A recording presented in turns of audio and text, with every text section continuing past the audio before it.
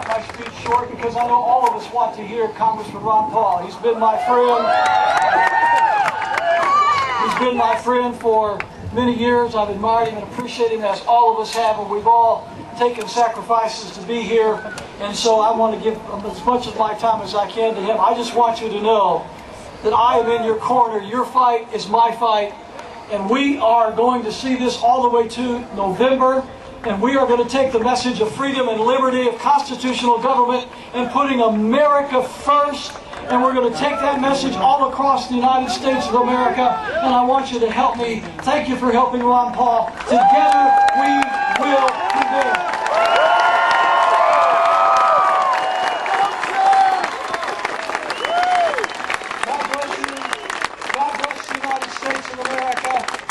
Congressman Ron Paul.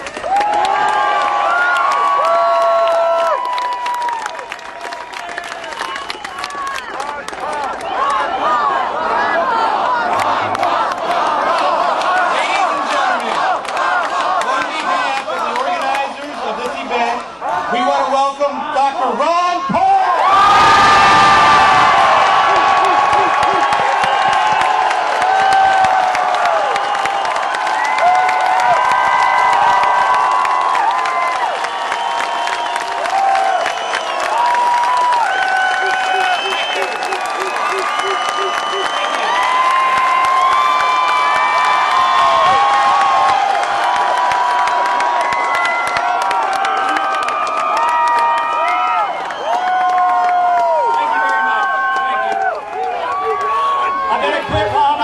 I guess I'll do it. Thank you. Before I get started, though, I do want to introduce the two individuals that came with me from my family. Two of my granddaughters.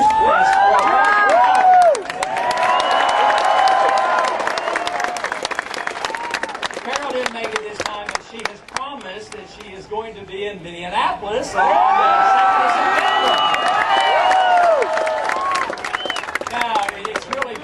Great to be here, great to see such a nice crowd, great to see the enthusiasm.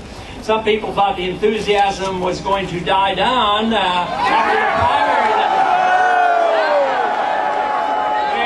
And I think I'm on the record of saying it's only the beginning,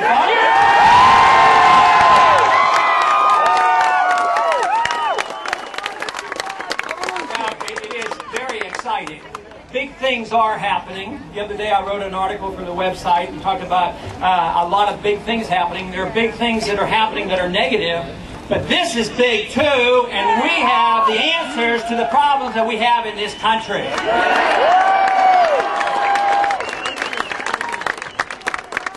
But it's obviously building. If you look at the financial crisis that is building, the other day, you know, Bernanke and Paulson was before the committee. I made the point to them that the American people are upset. Everybody has problems, and the government hasn't even admitted there's a recession yet. But all they have to do is get out of this town and find out how American people are forced to live and what they're up against and what's going on in this country. Then they'll realize that we are not on the right track, and we know where the right track is, and that is to follow the Constitution.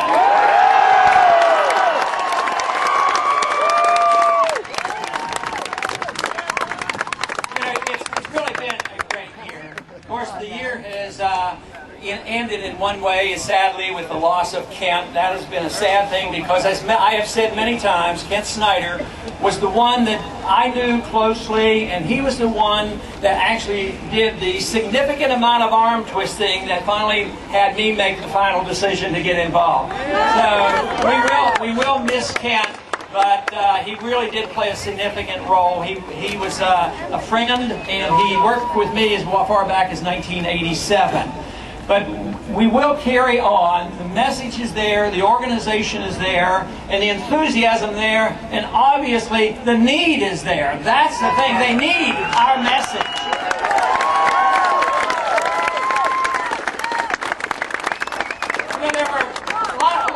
Exciting things that happened. I think the reluctance I had a year and a half ago getting involved was not so much that I had the slightest doubt about the message. I've never had a doubt about the message of freedom and liberty and our Constitution. I had doubts whether I was to be the messenger and to lead this charge. Also, I didn't know how many belonged and still existed in our remnant. Our remnant is much bigger than we ever dreamed.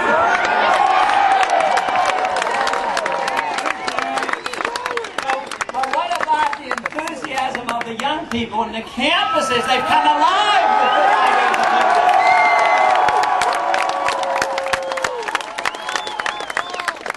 Now, I don't do any measuring about the mainstream media, but I understand that they didn't give us the best shake, that sometimes we came up short. But what they didn't know about was, you know, you 2 or 3 dozen spammers, how you can spread our message around the country. The message has been spread. You know, one of the probably most interesting and entertaining events occurred early in the campaign when I think there was somebody else on the stage, you know, or I can't remember all their names. There were a total of 11, you know, running. But I think he was a mayor of a big city. That's all I remember.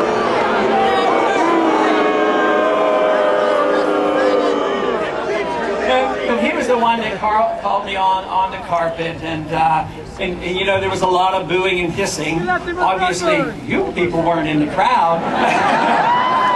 But lo and behold, I remember that evening, I was a little uncertain what it meant. It really didn't disturb me that much because, you know, I've had poor reception to a lot of my speeches over the years. But I remember a few minutes afterwards, Ken Snyder came up to me and he whispered, he says, guess what? You're winning in the post-debate polls.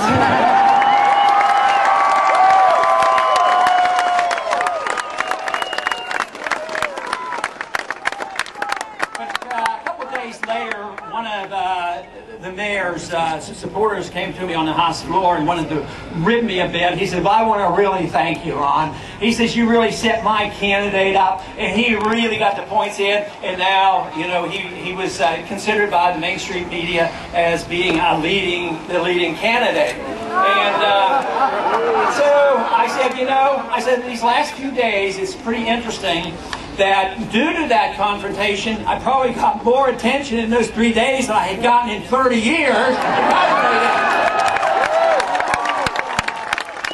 that's what we can call a good, unintended consequence of what you do. But no, the results have been fantastic. The response at the local level, at the student level. I can remember one of the early rallies occurred after the debate in Detroit. And we went over to the University of Michigan, and I knew we had tapped into something, and I finally realized that young people were listening, and they did care about and understood something about the Federal Reserve System.